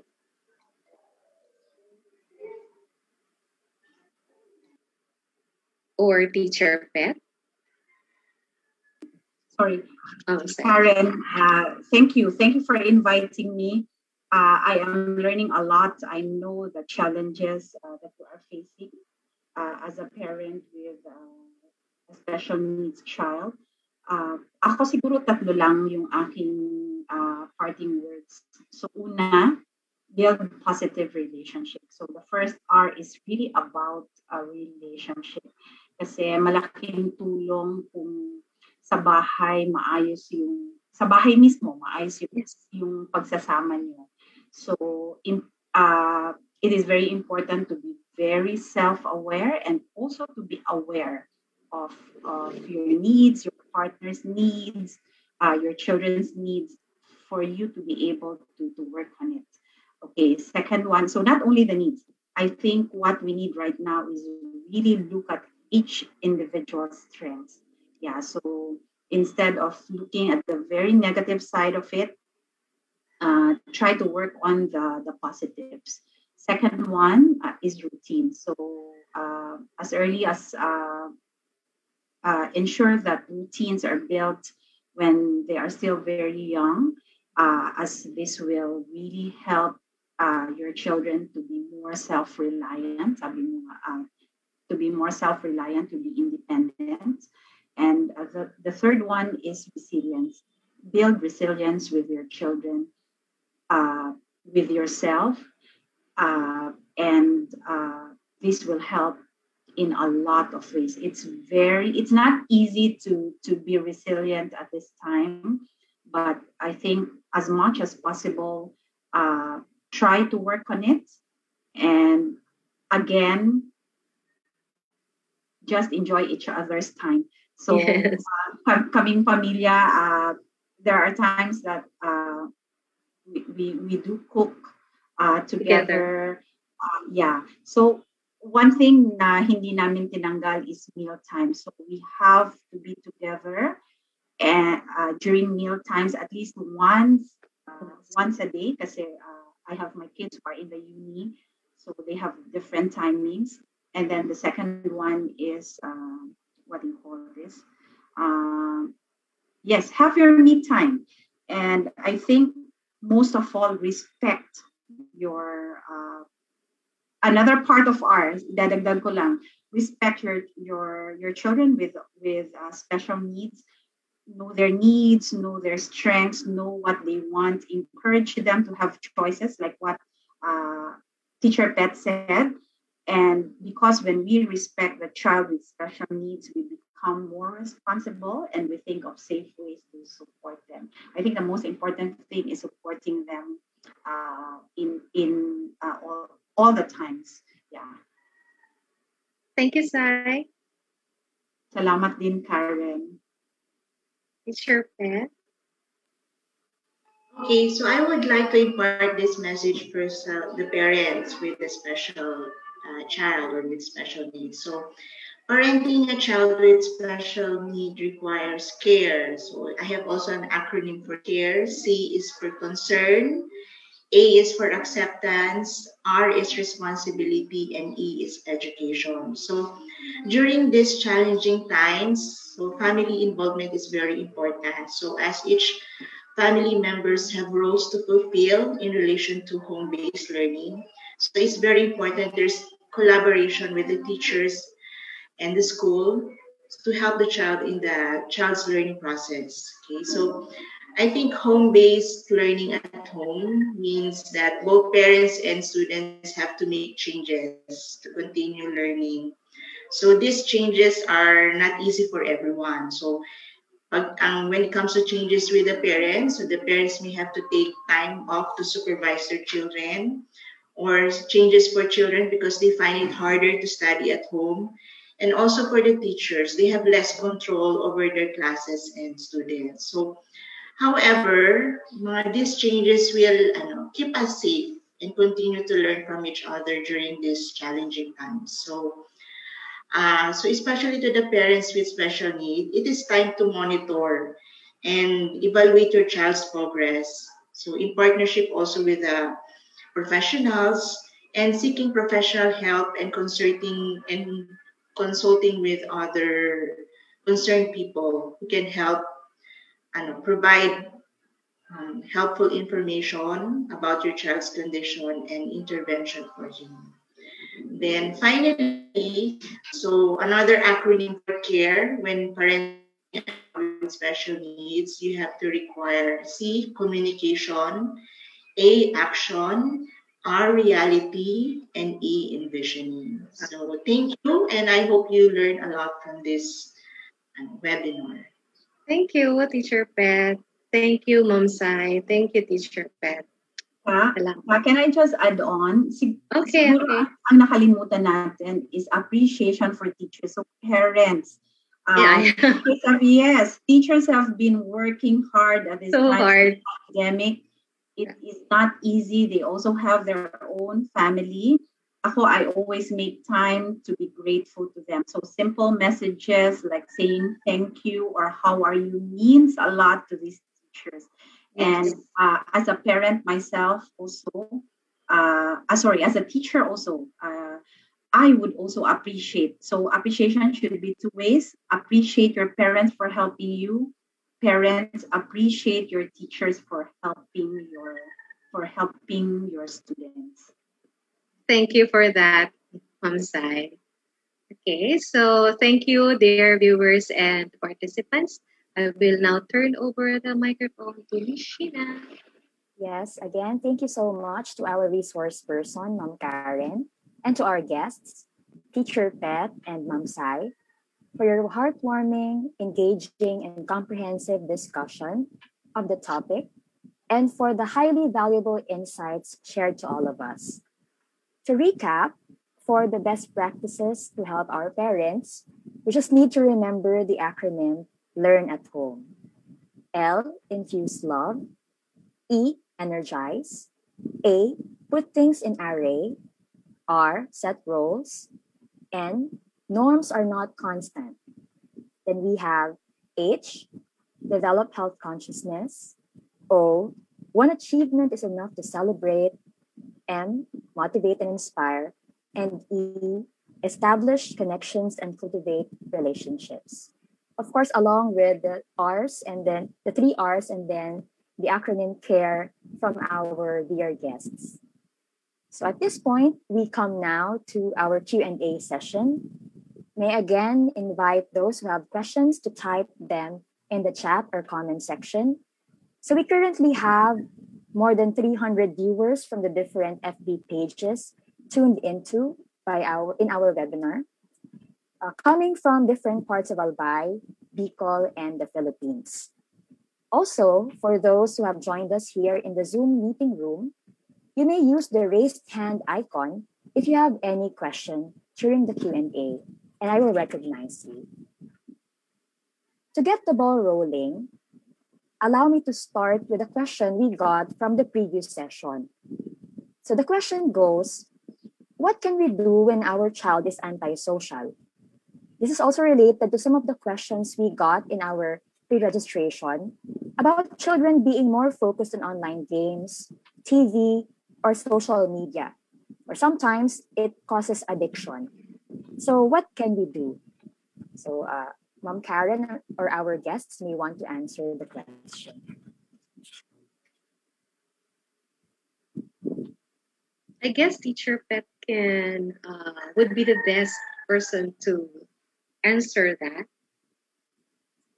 Okay, so we have to be careful first on how we label antisocial behaviors. Kasi actually, ang antisocial behavior from medical term, if the child is being diagnosed, these are actions or that harm or lack consideration for well-being of others. So parang it's a behavior that is considered to be disruptive to others in the society. So if the child is just they lack antisocial doesn't mean they are not socializing with others. So it could be another term siguro, maybe the child lacks social skills, or maybe the child is have anxiety problems, so that's why hindi siya socialize. So I think what's important is the child will learn how to open up with the family. So I think the support of the family is very important.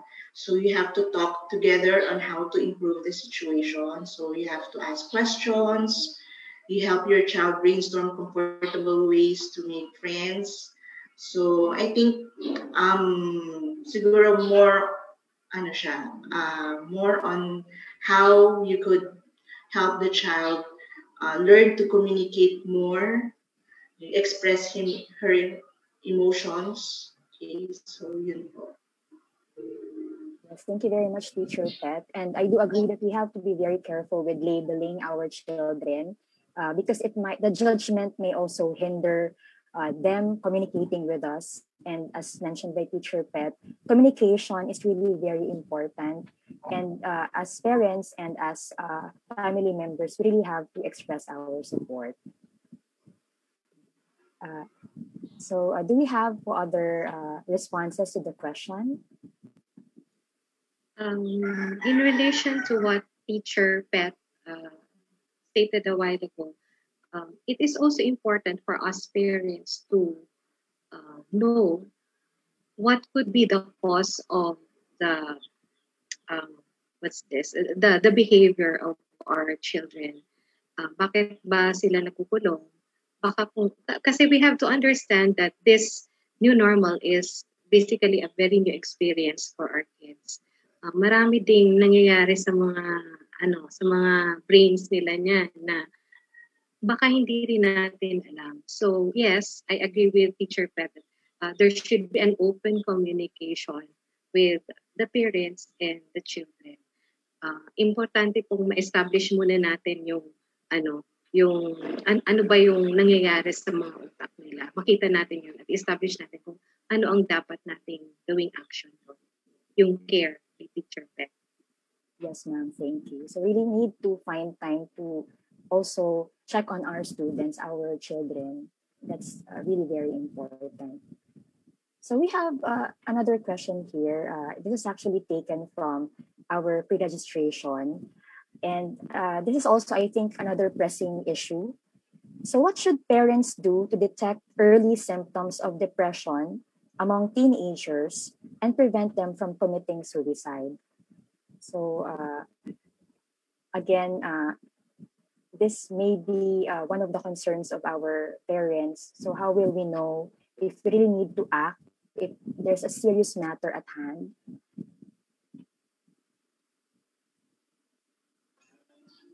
Okay, again, I guess it will start again with knowing the cause or ano yung nagtitrigger if the child is experiencing depression, because I think this is a very sensitive issue. So I think they can seek help from psychologists or counselors to address this concern. Yes, ma'am. So maybe we need really to ask help from specialists. Sai, may we ask your thoughts about this concern? Okay. Sa akin, importante na matutunan ng bata na maging self-aware sa emotional needs niya. So, yes, this takes time to really know about your feelings. So I think what's important here is you are able to give your children the right vocabulary when it comes to expressing their emotions.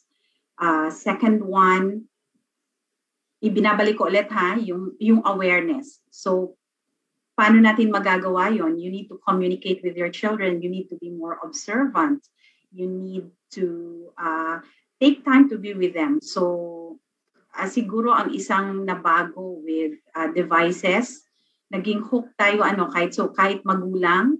So ako, one of the rules in the family is that when we are having meals, it's really having no gadgets at all. So it's about keeping gadgets and setting time so that you have enough time to talk to each other. So just checking on them, just asking them how they are feeling. So iba-iba rin kasi yung mga batang maliliit, mas expressive sila. Yung mga batang medyo teenagers na, they want their own time. So we need to respect that. But I think it is good that we also know who their friends are. Encourage your children to talk about their friends. Encourage your children to engage in hobbies para hindi lahat gadgets. So to be very honest with you, my kids can only have gadgets once they go to high school. So walang gadget hanggang P6. Set time. Walang television within school days para alam nila na, okay, pag school days hindi ako pwede mag-TV, but on a weekend, Friday night, I really give them time to do everything that they want to do. They can sleep very late. They can do anything that they want. And I think another thing is be honest with your feelings. Kasi kung nakikita ng mga bata na ito yung nararamdaman mo, mas natututo sila at naiintindihan nila yun. At mas nagiging expressive din sila. So go back to really teaching them. Ito yung nararamdaman ko ngayon, pero I have ways to cope with it. Yeah, so that's how basically we do it. And I think important to always talk about it with your husband. Yeah. Yes, thank you very much, Ma'am Sai. Indeed, I think we cannot overemphasize the importance of communication and knowing that our children may be at different developmental stages. So they have really different needs and ways of reaching out and coping. So we have to really be extra mindful of their needs, of the way they communicate with us. Yes. So, Ma'am Sheena, yes, Ma'am as a teacher of junior high school students, it is also important for the parents to take on some cues very seriously. Ang isa siguro sa na nakikita kong pwedeng sign na depressed yung bata, kapag nagsabi na yung teacher na yung anak mo parang hindi nagsasubmit ng mga outputs. Kasi bakit hindi nagsasubmit, diba? And in addressing that, we have to be firm, but at the same time gentle. Kasi ang tendency ng ibang parents, papagalitan agad yung bata without knowing what causes. They may be depressed already without us knowing as parents. Kaya yun nga, balik ulit tayo, communication. Yes, ma'am. Thank you. And I would like to take note of being firm but gentle. Yeah. So that's also showing them that we really care about them. And in the best interest of time, I think we will be able to entertain one last question. There's this is actually from the chat box in our Zoom meeting room from Sandra Casitas. Good morning. If a child throws a tantrum, how should it be addressed since punishment is not acceptable? Thank you for your comprehensive and animated discussion. Yes po. Yan. Ako muna. Yes, ma'am. Para si Teacher Pet at saka si Ma'am Sai ang mag-affirm kung tama yung ginagawa.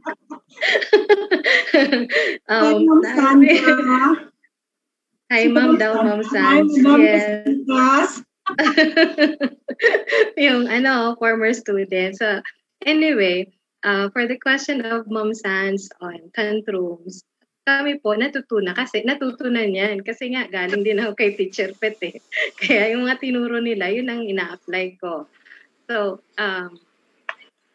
hindi kasi tansin ng parents, lalo pag nagtatantrums sa mga bata, talagang mag-iinit din yung ulo mo eh. Lalo pag nasa labas. Lahat ng tao nakatingin na sa'yo, tapos nagtatantrum sa mall, for example, or kahit sa bahay at may ginagawa ka. May online teaching ka. Tapos biglang nagtantrums yung anak mo, nag-meltdown. Ayun. Ang pinaka-effective sa amin, yung ignore. You just ignore. Lalo na pag alam mo wala namang masyadong seryosong dahilan. Ignore it, but at the same time, we have to be very, dapat careful ka din at alam mo na safe yung bata at hindi niya sasaktan yung sarili niya. Yun po. Sila na yung bahalang tumugtong. Yes, thank you so much, Monica. Now, can we hear from Teacher Pet? Okay, so I think pinaka-importante when addressing behavioral problems such as tantrums is to know the cause. Ano yung nagpo-cause ng tantrums? Kasi we don't have to focus itself sa tantrums itself. Kasi kung alam natin kung ano yung nagpo-cause, walang mangyayaring tantrums. So I think yun nga, effective din talaga yung ignoring, letting the child parang express or mailabas niya yung tantrums niya until such time na yung bata is being calmed down. Okay, that's the time na you talk. Okay, you will know the cause, what causes tantrums. So yun, ang pinaka-basic talaga is you know kung ano yung nagpo-cause ng tantrums niya.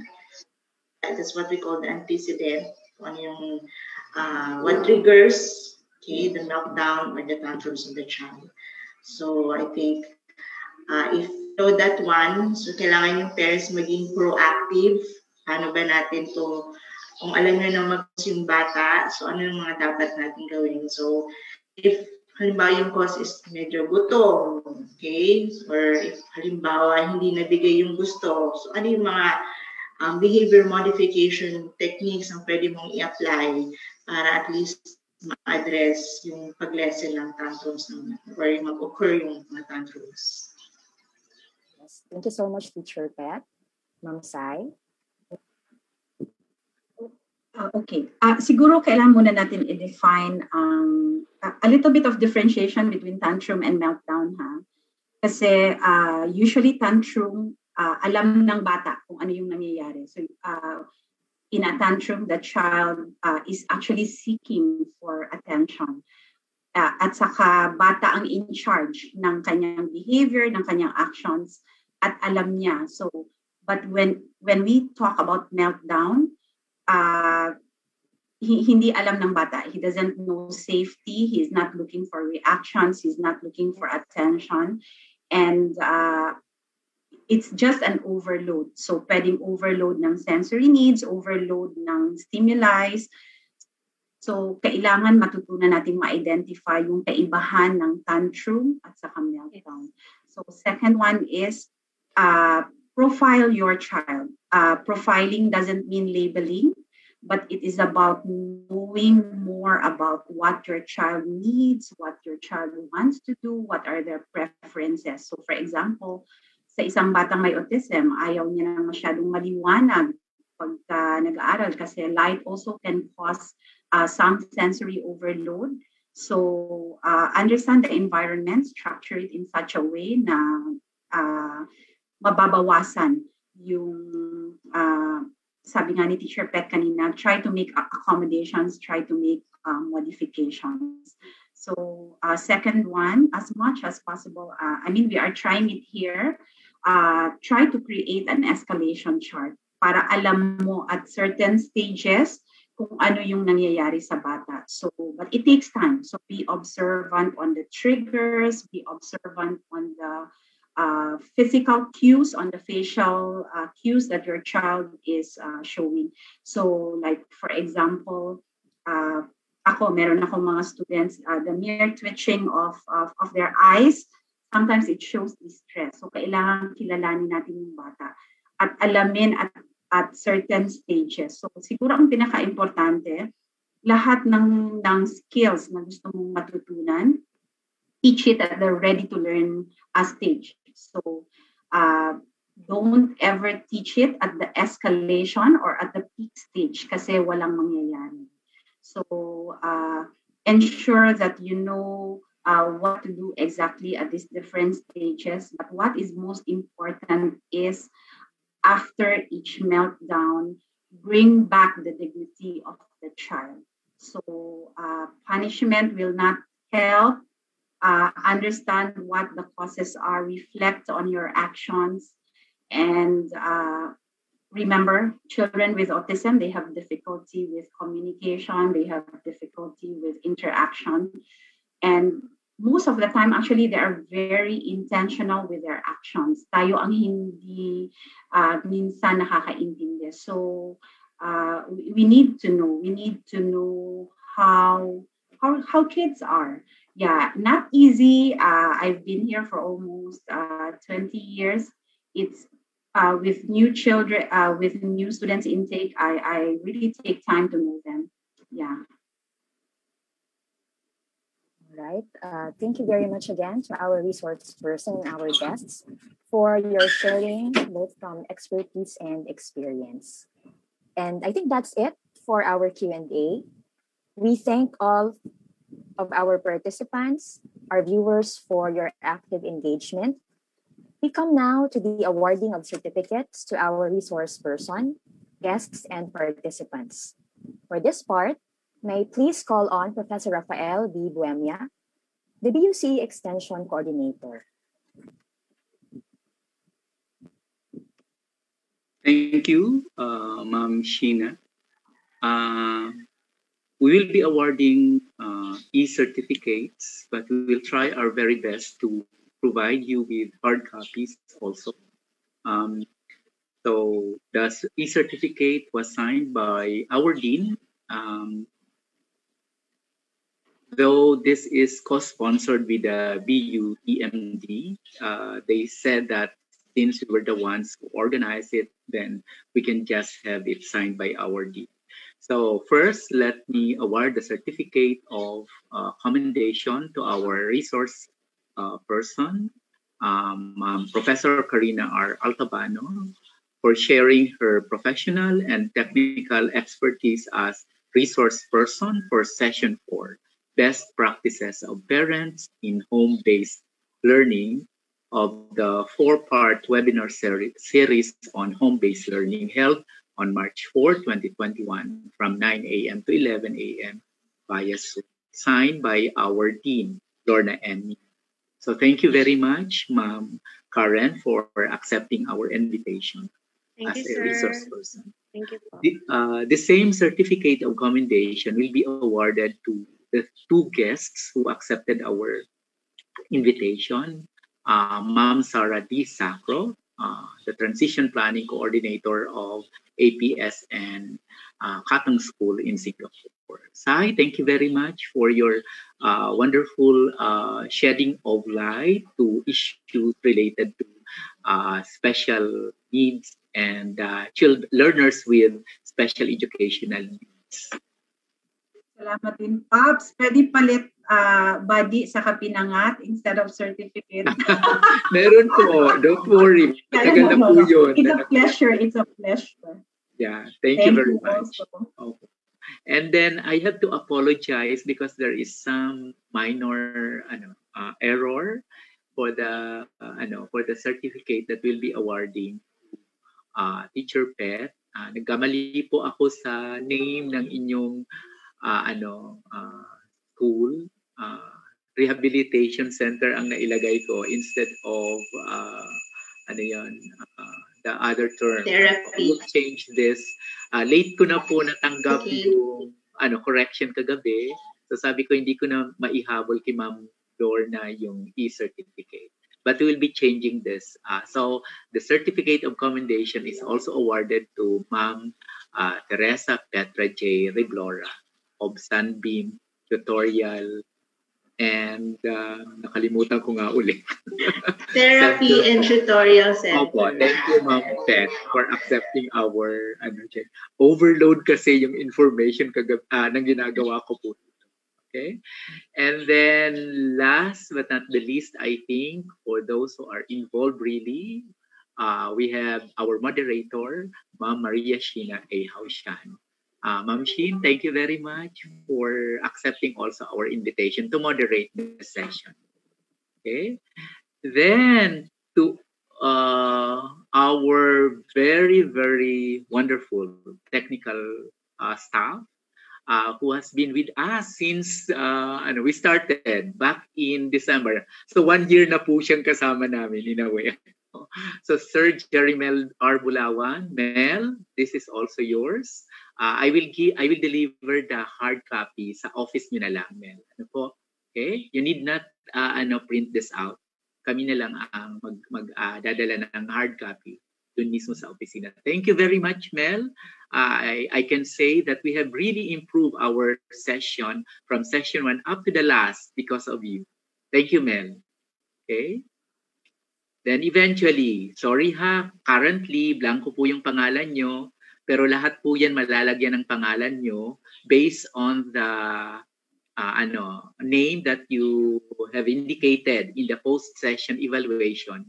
Because I'm the one doing this individually, I will encode your name and then I will send it to your email. Meron pong mga email na mali, kaya bumabalik po siya. So in case po alam nyo na nag-accomplish ng post-session evaluation at for the next 3 weeks wala po kayong natatanggap na certificate, mangyari pong ipaalam po, i-contact po ako kahit sa Facebook po, private message, yun na yung pinakamadali. So I can send you your e-certificate. Currently, wala pa pong control number yung aming e-certificate, wala pa yung NAIAP number. This is for purposes doon sa public school. But I know that you can already make use of this as part of your professional development. Thank you very much for your participation. Okay? I leave with a big thank you. We will be closing this series, Home Base, but preparing due to your answers to our 4 post-session evaluation. We are crafting a new series for the home-based learning. Yun pa rin po ang tutok, but this time we will try to address the request of our teachers. So we will be working on something related to strategies that you can make use while your learners are in their respective homes. Okay, just wait for that because our target is to be able to launch that by April, May, June, July maybe. Okay, so thank you very much for your participation and we look forward for future engagement with you. Good morning. Thank you so much, Sir Pop, for all your effort and for the support to our extension activities. Again, our sincerest appreciation for your insights and participation this morning, dear participants and viewers. For sure, everyone learned a lot of new perspectives and lessons. We come now to the end of our webinar series, as mentioned by Sir Pop. As a last reminder, please accomplish the post-session evaluation through the link provided to you. We look forward to understanding your evaluation of today's webinar so that we can improve our future webinar sessions. Please be reminded that accomplishing the post-session evaluation is a requirement for you to be given a certificate of participation. Again, this has been Maria Sheena A. Haushan. On behalf of the team, we thank you all for attending this last session of the 4-part webinar series on homeschool team, parental involvement in home-based learning. Thank you also to everyone who has been with us since the first session on parental roles and home-based learning, perspectives and contexts. Then, in session 2, study habits and home-based learning, an enhancement program. And in the third session, Helping Children in Home-Based Learning, a practical guide for the knowledgeable others. Please stay tuned for future webinars sponsored by the BU College of Education through the FB pages linked to our college and through the BU EMD FB page. We hope to see you all again. May we continue to work together to champion the cause of education in the new normal. God bless and keep safe.